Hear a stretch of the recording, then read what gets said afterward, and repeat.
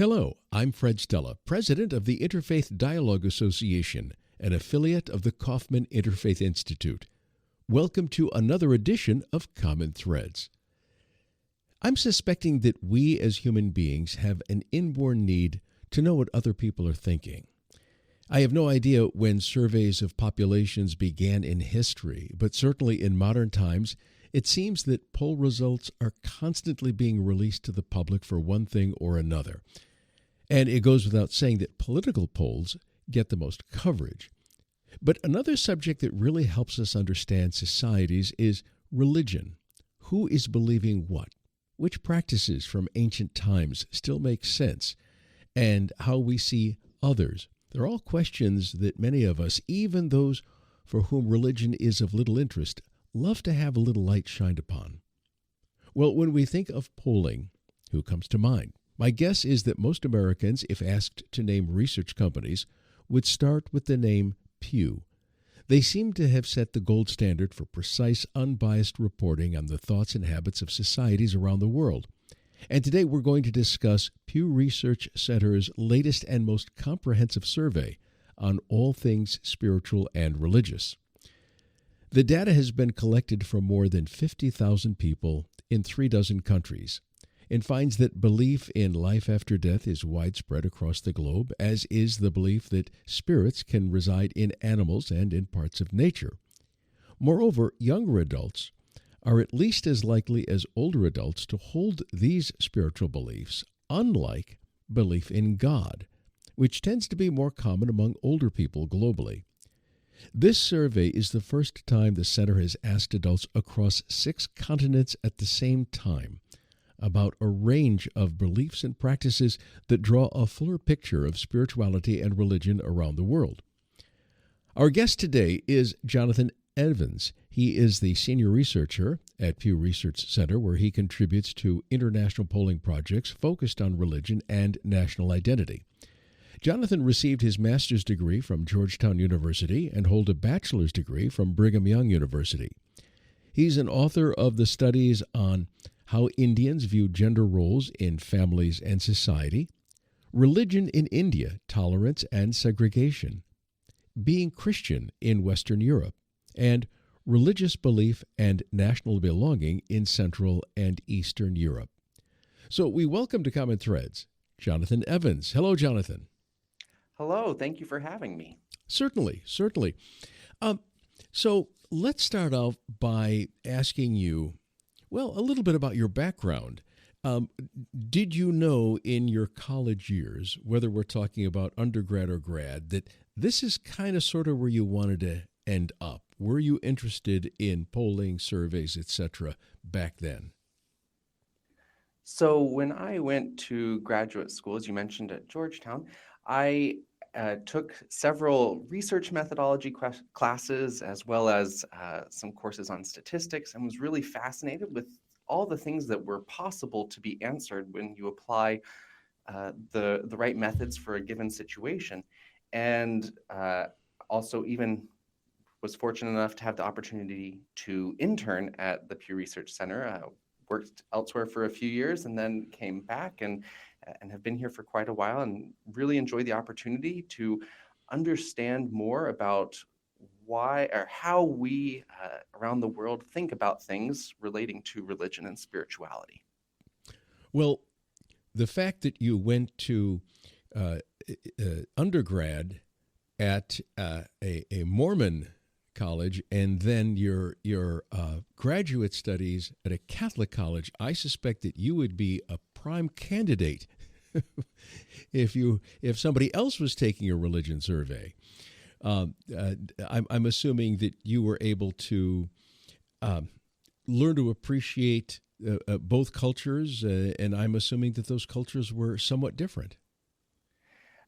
It is really great to have the opportunity, and this is something I still find as a researcher, to speak to people from a bunch of different backgrounds and see what makes them, how they view the world.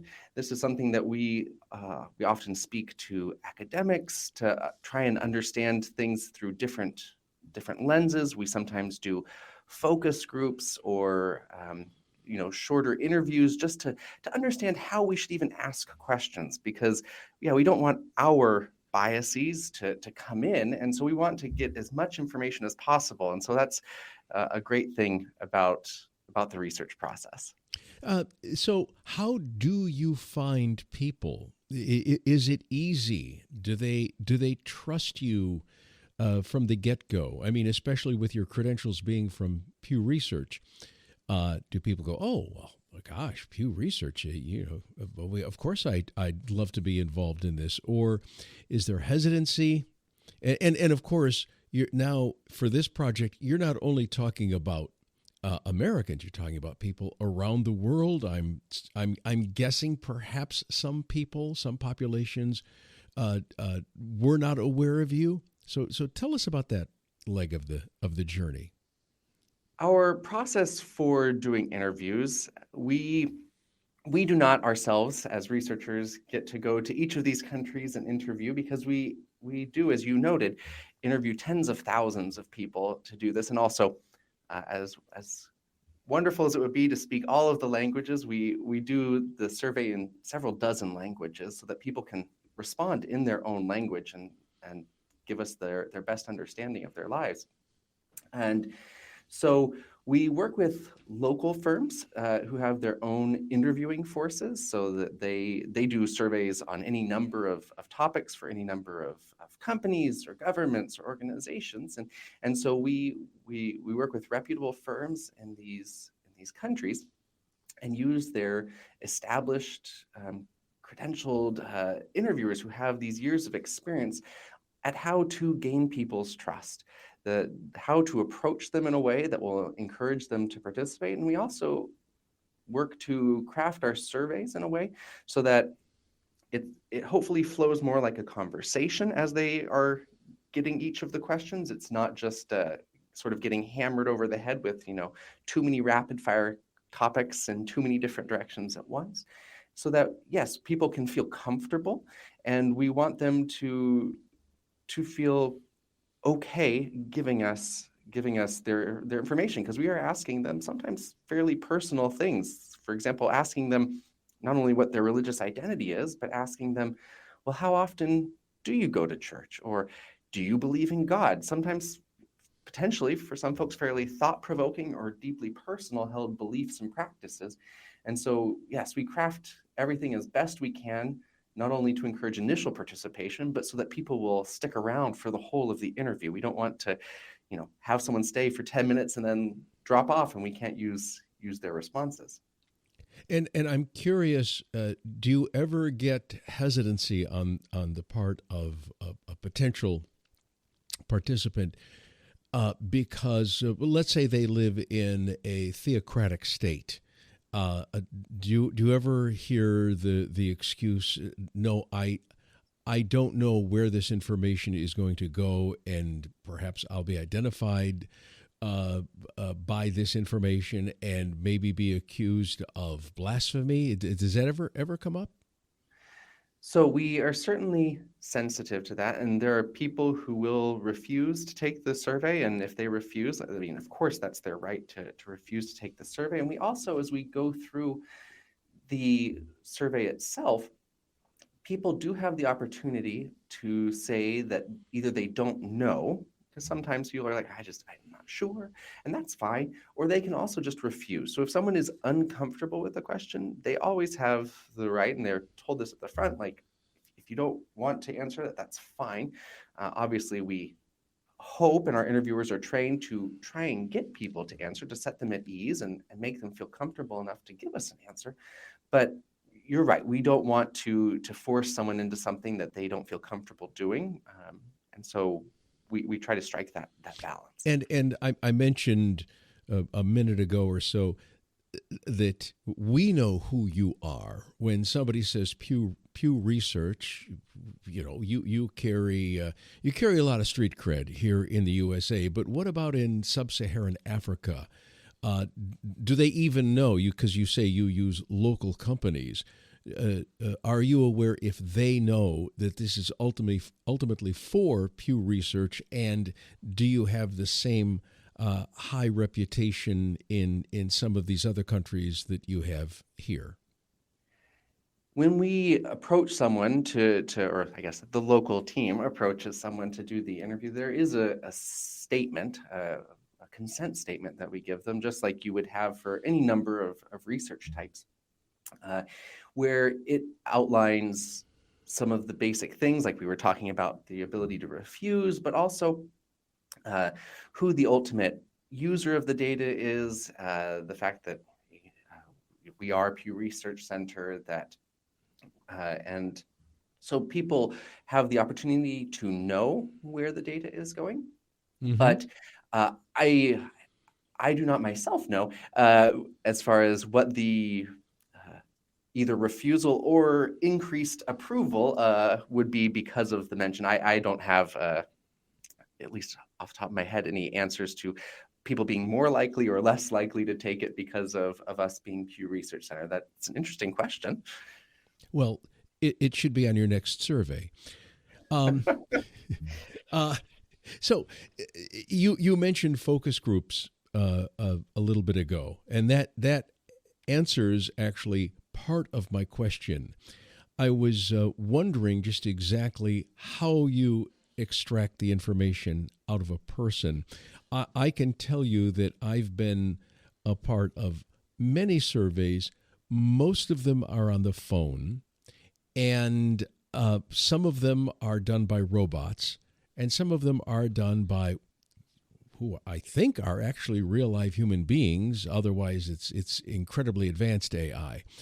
But regardless of whether it's a machine or a human being, you're really roped into multiple choice answers that give absolutely no opportunity for nuance. And these are normally political surveys that happened right around primaries and general elections.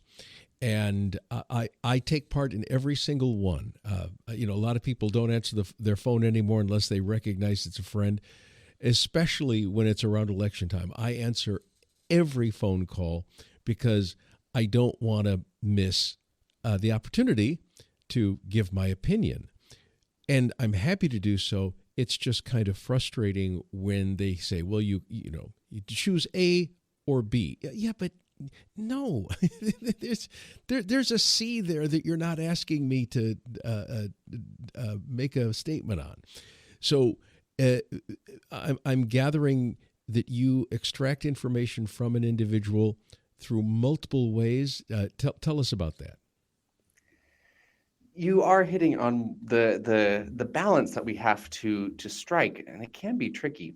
We frequently use, or when we do use focus groups or some in-depth interviews, more qualitative approaches, we typically, at least in my experience, I've often used those here at Pew Research Center to help inform an eventual survey questionnaire. So, for example, before some of our you mentioned at the beginning of the discussion that I'd worked on a big project for Pew in India. And before that, we did lots of focus groups to make sure that we were asking the eventual survey questions using the sorts of language that people locally were using. We weren't imposing our language. We were using what was in their vernacular. And so we've used that to help us triangulate what to ask, how to ask it. But our most common method of collecting public opinion data, not our only, but our most common way for the data that you see published at Pew Research Center, not just from my team, but from most teams, is from surveys. So yes, typically with close-ended responses, which, pick from A, B, C, D type situation, as you alluded to. And we are aware that sometimes it can be tricky to force your totality of views into 1, 2, 3 type answer options. But we try to craft everything in a way where it hopefully is doable for folks. But it is a balance, because there are sometimes questions that we feel we really can't ask on a survey because the data would be too problematic, perhaps just because of the layers of nuance that might be there and that we wouldn't be able to capture with a yes no or a pick ABC type survey question. So sometimes the method does force us to not ask certain questions, but there are times, like I said, where we are able to do some qualitative work to figure out.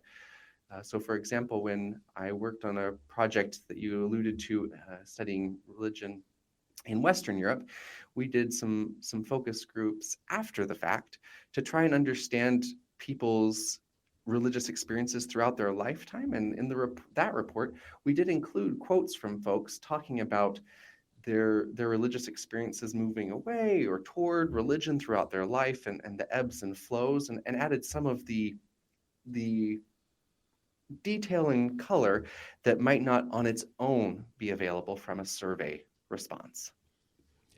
And so did any of the work that you initially did for this massive survey, did any of it spill over into the need for focus groups here? For this project, its genesis really comes from some work we've done over the last few years in the United States, looking at spirituality and other aspects of people's religious lives, and also work that I and others did in India, South and Southeast Asia, East Asia. And for some of those projects, we did do focus groups and things to help us prepare and ask questions, like I said, in ways that would make the most sense. And then what we did is we applied all those learnings that we had from surveys around Asia and here in the United States on different modes of spirituality, and then applied those to this great opportunity to ask questions across cultures. Much of our work previously had been very regional focused, so largely within similar religious traditions or historical situations. And so this opportunity to take some of these questions that may not have been asked all around the world, and to ask them not only in Japan, but also in the United Kingdom and Brazil and Nigeria, and to see how these measures of spirituality do or don't show up in different parts of the world has been really fascinating. If you're just joining us, you're listening to Common Threads here on WGVU FM. I'm Fred Stella, and with me today is Jonathan Evans. He is a senior researcher at Pew Research Center, and we're talking about the latest survey that Pew released, Spiritual Beliefs Around the World. So I'm wondering, of all of the information that came at you, and I know that it was a lot.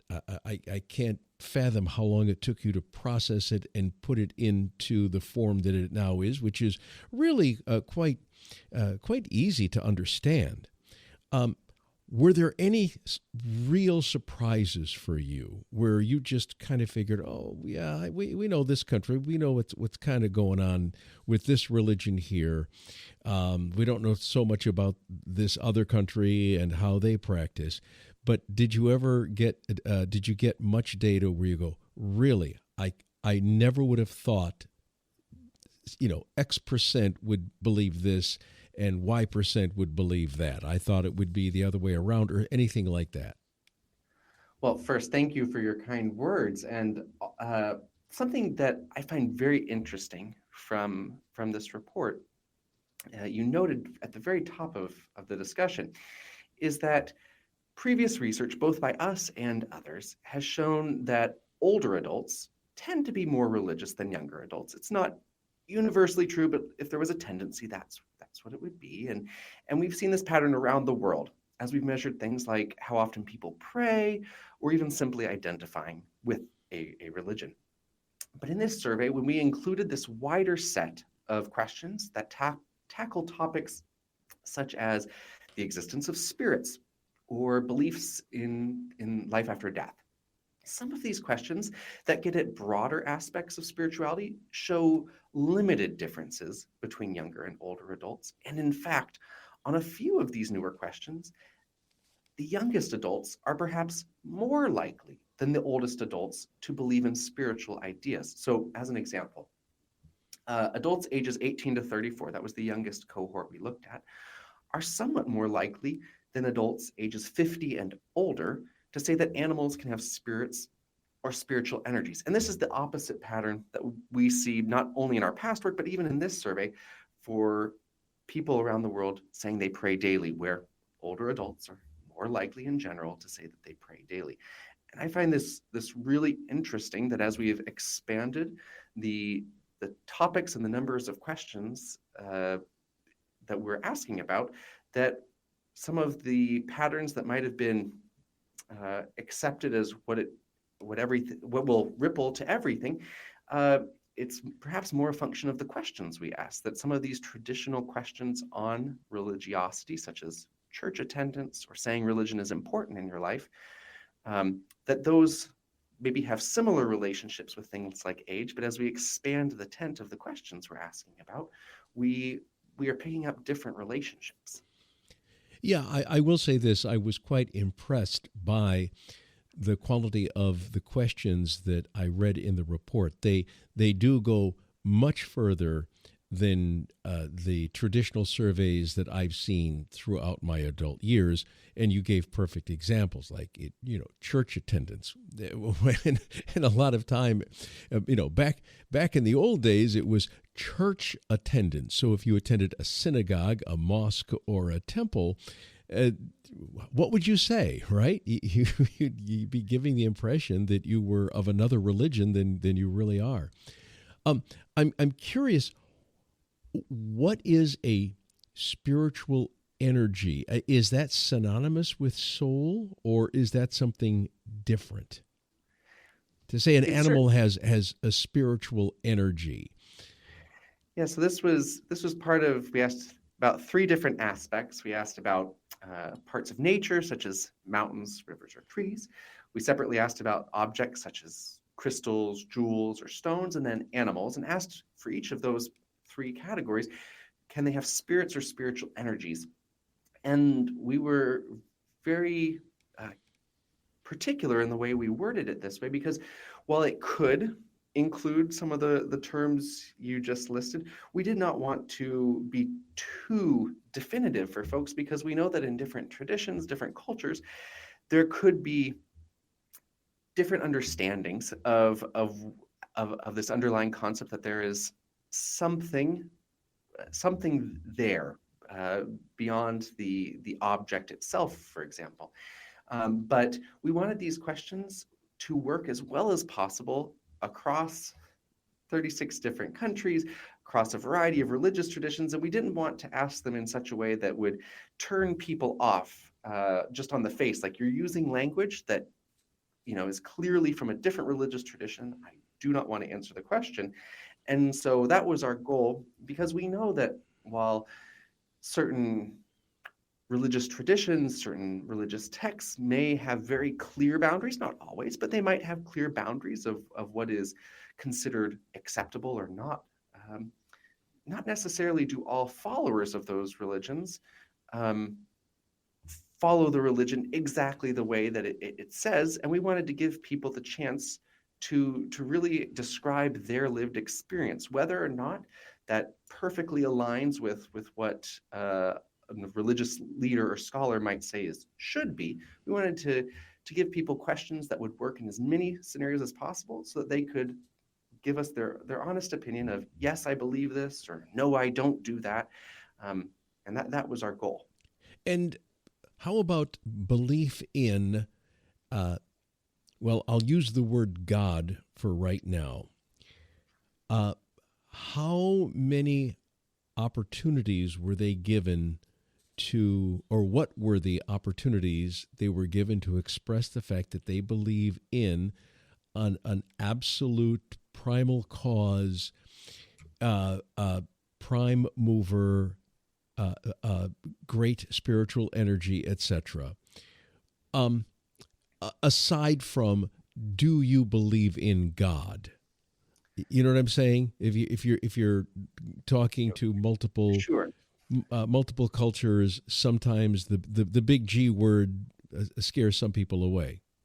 Sure. So for this survey, to make it as comparable as possible across all these different situations, these different scenarios, we had the word God translated considering each country's unique context. For all places, it was a yes or no question, but in societies that are perhaps more grounded in Abrahamic religious traditions, Christian, Muslim, Jewish, the survey used terms like God or Dieu or Allah, the most appropriate term for both the language and the culture. Whereas in East Asia, for example, we used as generic terms as possible for God and avoided terms that would refer to a specific religion's god or goddess, because we know that, of course, there are a variety of beliefs about this, but we had to strike a middle line on that because of the multitude of societies we were dealing with. And we needed to have questions that would be comparable across all the societies. So we could not do what we did, for example, in India, where we were able to ask, this was in our previous survey in India about 5 years ago, where it was just focused on Indians. And so we were able to ask, for example, Hindus about different deities in the Hindu tradition that they feel closest to. So we were able to ask specifically about, Vishnu and others. And so we were not able to do that because then we wouldn't be able to make the comparisons across societies. So we did have to, on questions like this, narrow it down to ask the same question and get it as close as possible across societies. Well, that sounds very comprehensive. Jonathan, we are down to the wire for this particular episode, but I have so many more questions and would love to have you back next week if you have the time. Oh, I would love to come back. Thank you. You've been listening to Common Threads. My name is Fred Stella, and with me today has been Jonathan Evans. He is a senior researcher at Pew Research Center, and we've been talking about their latest survey that has been released, Spiritual Beliefs Around the World. So please join us again next week here on WGVU FM.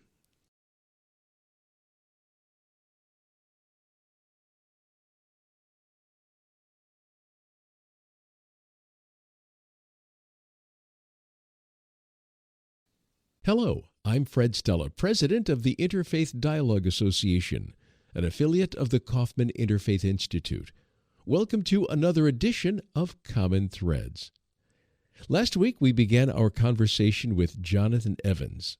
He's a senior researcher at Pew Research Center, and we talked about the latest very comprehensive survey that Pew recently released, Spiritual Beliefs Around the World. This is, in fact, the most comprehensive religion survey I've ever read, and it spans over 6 continents. A little bit about our guest today. Jonathan contributes to international polling projects for Pew that are focused on religion and national identity. Jonathan received his master's degree from Georgetown University and holds a bachelor's degree from Brigham Young. He's the author of studies on how Indians view gender roles in families and society, religion in India, tolerance and segregation, being Christian in Western Europe, and religious belief and national belonging in Central and Eastern Europe. So we welcome once again to Common Threads, Jonathan Evans. Well, thank you so much for having me. Certainly. So there are, I believe, 5 main areas of the survey. The first one, God, spirits, and the natural world. Then beliefs about the afterlife. Third is spells, curses, and ways to see the future. 4, spiritual and religious practices. And 5, religious importance and religious affiliation. So let's, in this next half hour, try to touch at least a little bit on all of them. Sure. So we did speak a little bit last week on number 1, God, spirits, and the natural world. We ended up, if you recall, we were talking about God, how you ask people about their belief in God, because God can mean a whole lot of different things to a whole lot of different people. And so if I can just follow up on that right now, Did you also ask questions about the existence of something that isn't quite God the way most people understand the concept, such as a higher power, an alternate, a higher reality, anything like that? On this survey, as you noted, we did ask about belief in God. And as we talked about last time, we also asked about the existence of spirits or spiritual energies in a few different aspects of our world. The question that perhaps, though, gets most at what you're talking about is we also gave people a question where we asked them to choose between two options, where one was there is something spiritual beyond the natural world, even if we cannot see it, or the other option was the natural world is all there is. So trying to capture just something, even if we can't see it, is there something there, something spiritual? And we find that across most of the 36 countries surveyed, the view that there is something spiritual beyond the natural world, even if we cannot see it, that tends to be much more common than the view that the natural world is all there is. And I would suspect that would be the case. That's quite interesting. Let's move into beliefs about the afterlife. So, just in terms of population, am I correct that in world population now we're talking, is reincarnation the most held view in the world? So reincarnation is in a few countries quite common. So we see that in Kenya and Sri Lanka that 66% and 62% of adults say that they believe in reincarnation. And in a good number of the countries that we surveyed in, we find that about a quarter to maybe half of adults say that they believe in reincarnation. So it is not, it is there, but belief in life after death often is much more common. We see that in nearly every country surveyed, half or more adults say there is definitely or probably life after death. It goes all the way from 85% of adults saying this in Indonesia down to one of the few places where it's less than half, Sweden, 38% saying that there's life after death. And I read your survey on India from, again, I think it was about 5 years ago, and I was very surprised that you have a deeply religious culture there that is, of course, primarily Hindu, but reincarnation did not score incredibly high, and it's one of the central doctrines. I don't know if you remember the number. I don't, but I just know that it was much lower than I expected. Do you recall that? I recall that broadly. I don't remember the exact figure, but I do remember that. Well, we find in this survey that it's roughly half of Hindus in India say that they believe in reincarnation. Though I will note, while perhaps some may expect it to be higher, what we do find in societies that have enough Buddhists and Hindus for us to analyze separately, and both of these religious traditions have often reincarnation as a mainstream teaching, that Buddhists and Hindus do tend to be more likely than others in their societies to believe in reincarnation. So back to the India example, while 52% of Indian Hindus say they believe in reincarnation, that share is 21% among Muslims in India. So while sometimes some folks might be surprised, we do see a pattern that may go along with what people are expecting. And then sometimes not. You're telling me 21% of Muslims in India believe in reincarnation when the Quran is quite clear about a particular doctrine of afterlife, which is, as you know, is pretty much binary heaven and hell, correct?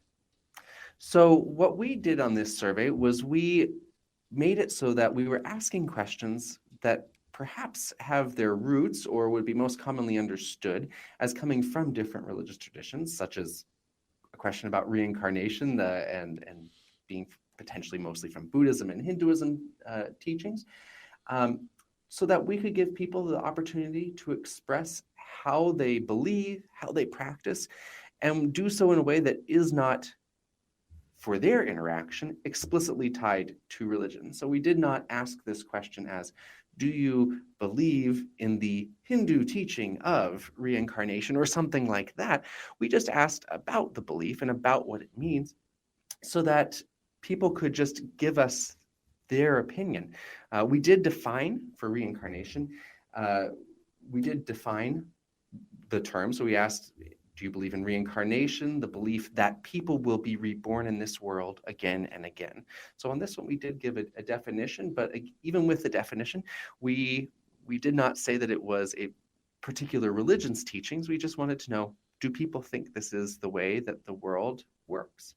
And how about the belief in heaven and hell for Christians and Muslims around the globe, if you have those numbers handy? On this survey, we did not ask about heaven and hell. We've done that in other some of our region-specific surveys when we looked specifically at beliefs in, for example, Western Europe or other parts of the world that are predominantly with Abrahamic traditions. The reason we did not ask that this time was we wanted to just get at the broader concept of life after death, because we know that different societies have heaven or hell or different terms for it, and even within a country you can come across different terms and understandings. And so we wanted to just really understand, do people believe there is a life after death? Now, we also did ask this question. We gave people 4 answer options.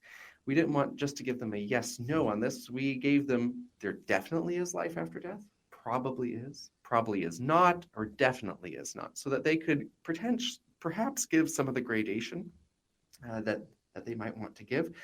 And we find that many people around the world, in most countries, majorities, believe in life after death. And in some societies, it is a large share that say there definitely is life after death. So in Indonesia, for example, 3/4 of adults say that there definitely is life after death.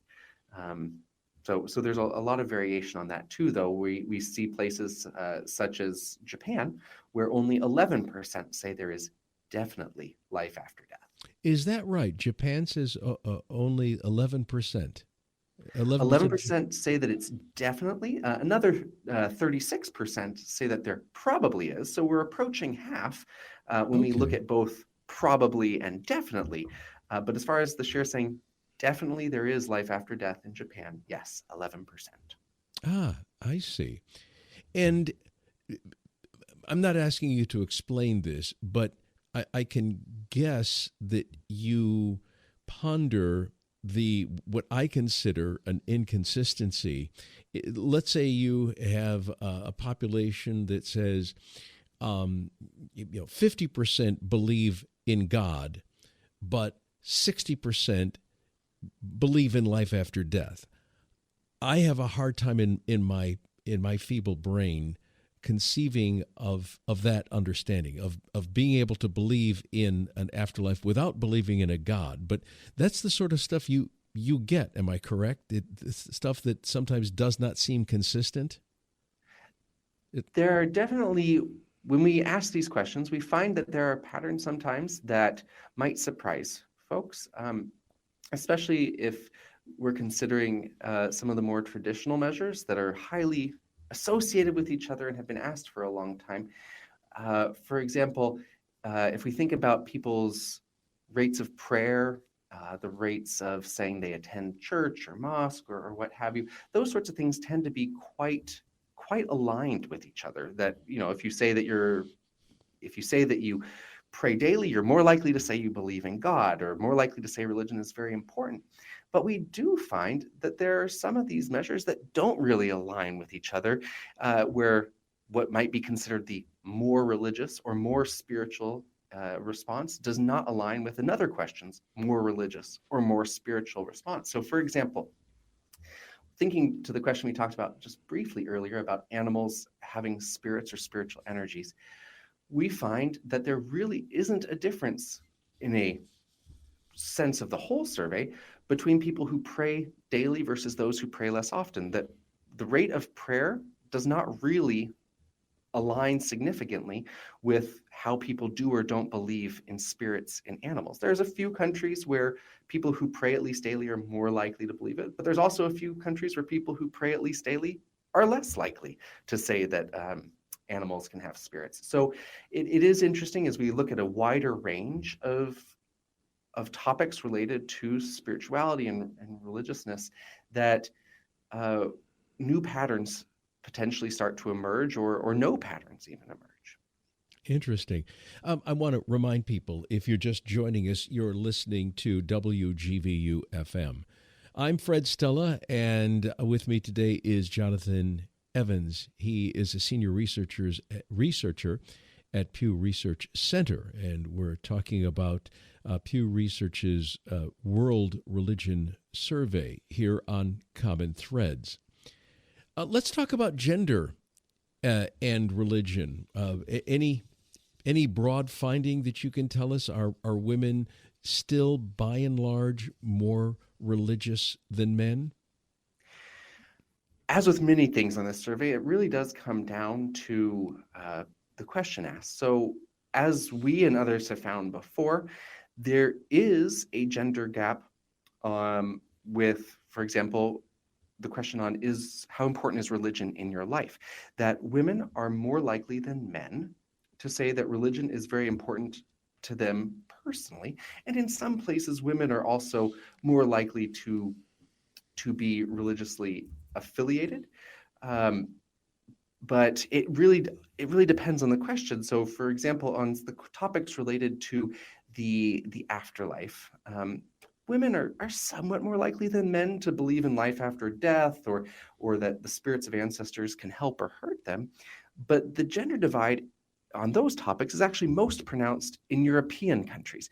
So it is not a one-size-fits-all on the men as compared to women. Let's move to the next level: spells, curses, and ways to see the future. I'm going to take a guess, and I totally could be wrong. I'm going to think that spells and curses might happen or the belief in them might happen in more rural communities, more traditional societies. Am I wrong? Is it ubiquitous? So I don't have an answer directly on urban versus rural and that sort of thing, but we can look. We have looked at it regionally. So the belief is most broadly held in all 4 of the African countries that we surveyed. In 7 in 10 or more adults in all 4 of those societies say that they believe spells, curses, or other magic can influence people's lives. We also see that more than half of adults in the 6 Latin American countries that we surveyed express this belief. But in Australia, most of Europe, East Asia, North America, we find that 1/3 or fewer of adults tend to hold this view. So there are some regional divides on this question. Okay. And then spiritual and religious practices. What are the main takeaways you have you can share with us? Sure. So they vary around the world, of course. So some activities like prayer we find are fairly widespread. We find that in most societies, adults say that they at least sometimes pray, and in a number of societies, people saying they pray daily or more. For example, 71% of Indian adults say they pray daily or more. 44% say that in Mexico and the United States. So that is fairly widespread. Fasting, we asked people if they fast during holy times, and many religions have at least one holy period each year, of course, whether that be Lent or Ramadan or others. And we do again see that Western Europeans and East Asians are generally less likely than folks in other parts of to say that they fast. So, for example, only only 11% of Dutch adults say that they fast during holy times, as compared to majorities in Greece and Poland. And I'm curious, well, and this will lead us down to number 5, religious importance and religious affiliation. I believe it was this report that came out that got a lot of media attention because it indicated that Christianity in the United States was holding its own as opposed to declining. Apparently, over the years, slowly but surely, you were seeing less numbers within Christianity. And was it this report that gave Christians a little bit of good news? So the report that I believe you're referencing actually came out just a little bit before this. It was part of the religious landscape study that some colleagues of mine did, and we used some of that data, including the religious affiliation data in here, where they did find that after many years of seeing declines in the share of adults in the United States who identify as Christian, that the last few years had seen more stability in the shares who identify as Christian. What we do find here is that the United States is towards the middle as far as just overall affiliation in the places that we surveyed. So there are a good number of countries where 98, 99, 100% of adults say that they are religiously affiliated. So places like Thailand and Israel and the Philippines. In the United States, it's roughly 7 in 10 adults who say that they have a religious affiliation, whether that be Christian or Buddhist. And then at the bottom of the 3 dozen countries we looked at, we find places such as Sweden, Netherlands, and Japan with shares in the 40s saying that they have a religious identity. And that is, I believe, these days conventional wisdom. Now, Japan, I couldn't have made a guess, but when you're telling me the Nordic countries, Northern Europe, that is what I kind of expected this report to indicate. I'm going to switch gears very briefly because we don't have much time left, but I did not realize that you were a part of that survey that came out a few years ago, Religion in India, Tolerance and Segregation. I read that when it came out, and I've always been curious. If you read media reports from a variety of Western sources, some Eastern as well, you would think that the Hindu majority in India was planning a Muslim genocide. And I don't know how engaged you are with keeping up with the political scene. However, I seem to remember that the statistics were just belied all of that anti-Muslim, anti-Christian reporting. And the numbers I seem to recall are that 91% of Hindus say that they are free to practice their religion, and 89% of Muslims and 89% of Christians said they were free to practice their religion. And I'm just curious, if you heard the same kind of, or read the same kind of media reports that indicate that if you're a minority in India, you're taking your life in your hands? What we found out, want to, of course, make clear that, the survey was conducted, it finished just as the COVID pandemic was actually taking off. So we ended at that moment. So this data is a few years old, but what we found is that while Indians feel they have religious freedom and they see respecting all religions as a core value, both of being truly Indian, and it's a very important part of like who they are as a Hindu or as a Sikh. What we do see is that India's religious groups generally see themselves as very different from each other. They are often more likely to say that they are very different from, rather than having a lot in common with, when we talk about different communities.